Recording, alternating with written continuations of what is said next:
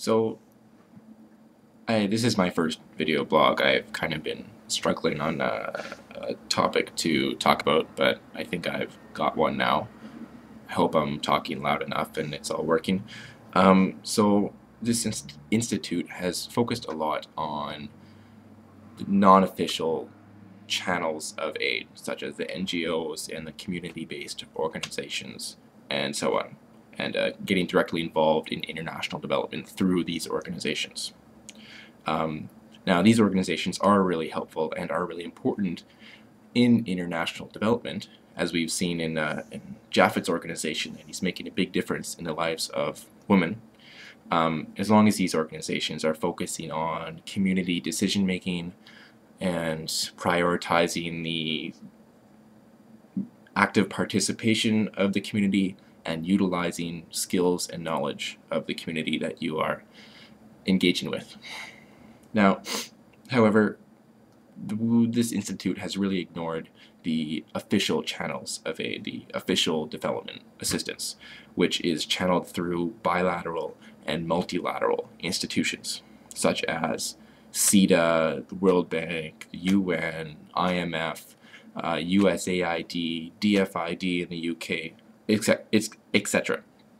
Now, the NGOs give approximately, or the non-official sector, I should say, give approximately $25 to $30 billion worth of aid per year to developing countries in US dollars.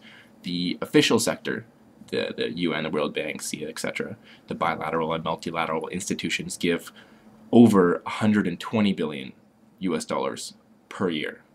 So the non-official sector seems not nearly as significant as the official sector as an actor in aid distribution. Now, these official actors over the last 50 years now, I guess, have given largely bad aid.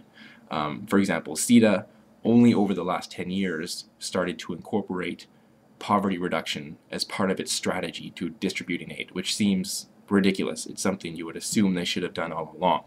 But from the 60s until the late 90s, their mandate really only included promoting trade interests and commercial interests, as well as promoting Canadian values and spreading Canadian values abroad, and nothing about poverty reduction whatsoever.